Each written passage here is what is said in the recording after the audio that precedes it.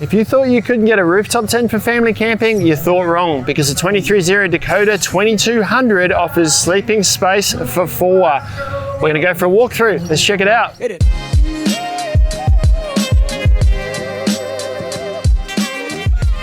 Ben from Snowy's here, folks, at the Royal Adelaide Showground with a bit of country music in the background today at the Caravan and Camping Show on the 23-0 stand. We're running through some of their products, and this is the Dakota 2200 rooftop tent, a 4-person rooftop tent. We're going to show you all the features. We'll start with the weights and dimensions. Now, it's 87 kilos, so it's not a lightweight tent, so you do need to think about your roof loadings, but you do get a lot of space for that.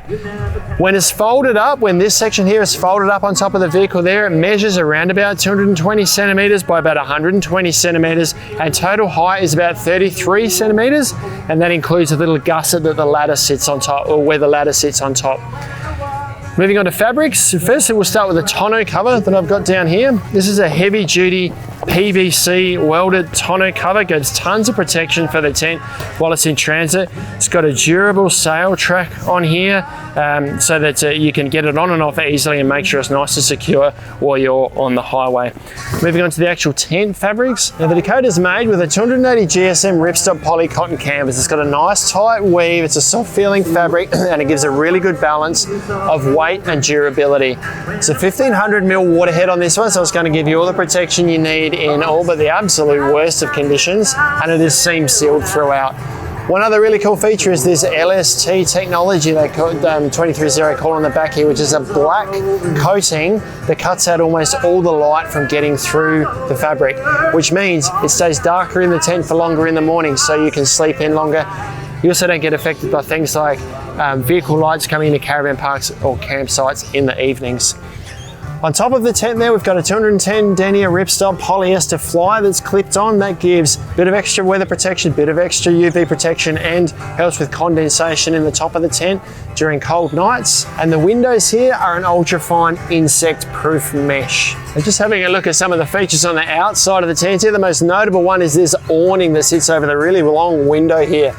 Now this can be set up one of two ways. Firstly, set up as it is now. It's got the light suppression technology in underneath the fabric there to stop light getting in, gives weather protection and also shade over the window. You can also roll that awning up against the tent if you like, so it's out the way altogether. Up above that, you can see a little dome-shaped thing. That's a vent to allow high-level ventilation from inside the rooftop tent.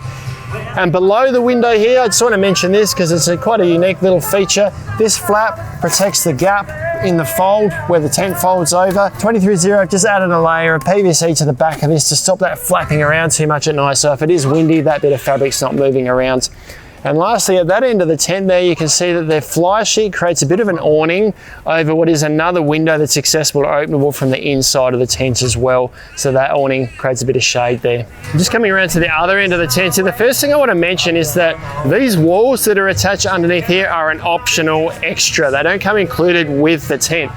There are zips that feature on the actual rooftop tent, so you can attach this on, but this is a pretty cool extra to add an enclosed living space in underneath the tent here. Now if we step back underneath what is the section of the rooftop tent that folds over from the vehicle, you can see that even without the walls of the annex, the optional walls of the annex attached here, we're still creating quite a weather protected space because it actually comes right out to this section here. Now underneath here, this is an aluminium plate with a bit of structure in it to form the base of the tent. And attached to that are 2 ladders in this case, leading to 2 doors inside the tent. Now these ladders need to be down whenever there's people inside the tent. They form support for this section that overhangs the vehicle. If we want to use this space without anyone up the top, but want to use it for dining or just for a shaded space, we can actually fold these ladders up. There's little buttons underneath here. If we pull this ladder forward a bit, take the weight off of it, press the buttons and keep our fingers from inside here because we'll crush them.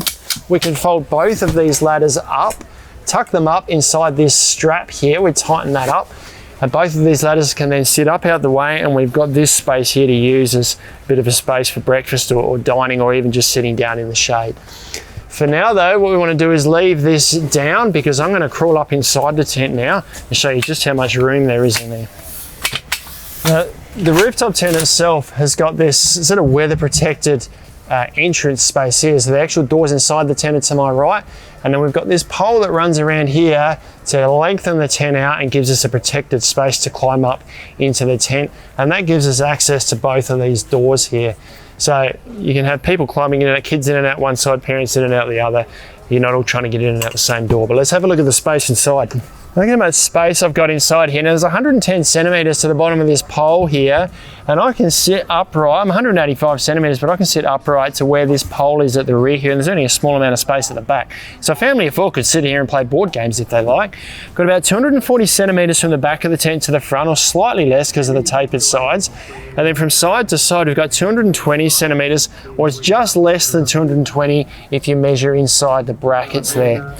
What I'm sitting on is a 65 millimeter high density foam mattress. It's got a polyester top on here. And what I want to show you underneath here is a pretty well thought out feature, and that's this polyester fabric on the bottom here that gives the base of the mat some waterproof properties to stop water from soaking into the foam. Condensation on the base of a rooftop tent can be a problem because it's warm inside, cold on the outside, and the mats can get pretty wet. 23-0 put this here to try and mitigate that. They've also got these Velcro tabs here that line up with Velcro tabs in the corner over here to help keep the mat in place, although it is pretty secure without them. Looking at the other features inside the tent here, starting at the base level, there are 4 little storage pockets, 2 on each side of the poles here, just to keep your necessities up and out of the way. They're just canvas pockets to keep things nice and secure. As we move up, we can see the windows. So what's featured at this end is mirrored at the end that we walked into the tent there. So there's 2 doorways here that have just got the mesh panels closed at the moment. We can actually open them up to access the outside completely if we like, to be able to put up this awning at the end here that the fly sheet creates, and also to close the storm flap that features on the outside of the tent here for full weather protection. Moving around to the sides of the tent, on each side here we've got a full-length window here, same full-length window on the other side here. Now this gives us a full-length view outside the tent and tons more ventilation than if it was just a box window. It has got a storm flap here that we can do up completely if we want for full weather protection. We can have it open with just the mesh panel here, and this mesh panel is also zippered. If I can just find the zips, there we go, to give us access outside the tent, mainly to be able to put these awnings up, to remove these poles, be able to put this awning up. This one's a bit loose here at the moment, I'm not sure what's going on, but we could also roll that awning up against the side of the tent there if we liked. As we move further up the tent, we've got little vents in the top corners up here that allow high level ventilation throughout the tent if everything else is zipped up. Before we get to the roof, right above the doorways, in the center of the doorways, there's a little slit that it is used for a pole for sort of American type setups where we need more loading for snow scenarios. But I would say this is a pretty handy feature to allow power access inside the tent and hang a lantern from the frame here. And lastly, 2 roof or skylights that feature in this tent here. So there's one here and one here. So what I show you in this window here also features in the front of the tent. If I unzip this all the way, that's the mesh panel. I can further unzip the next panel, all with light suppression technology coating on it.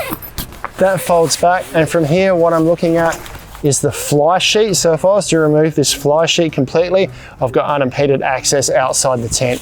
I can roll this storm flap up here and just close the mesh panel if I like for insect protected ventilation, or close it right up again. Now the last thing I want to show you is just how dark it gets inside here, how well the light suppression technology material works. So what I'm going to do is zip all the windows up. We'll leave one open so you can just see. We'll close that one up to show you just how dark it gets. And also, what you're looking at. And before I zip this window completely closed, because it's going to get dark in here, I want to just point out that at the moment, the only spots I can see light coming in through the tent are little points like this here where there's actually stitching through the fabric, and it's just a little dot of light. So I've got everything closed up here now. See a couple of little spots very down low in the corners where a little bit of light comes in, but I'll zip this one closed now and we'll see just how dark it gets inside. Okay, now that's everything zipped up. I'm seeing a few spots around the base of the tent, a little bit around the top of the window here where there looks to be a panel that doesn't quite have all the fabric on there, through the vents at the top. Otherwise, it is pretty dark here at the moment and we're in broad daylight. I'm going to crawl out of the tent now.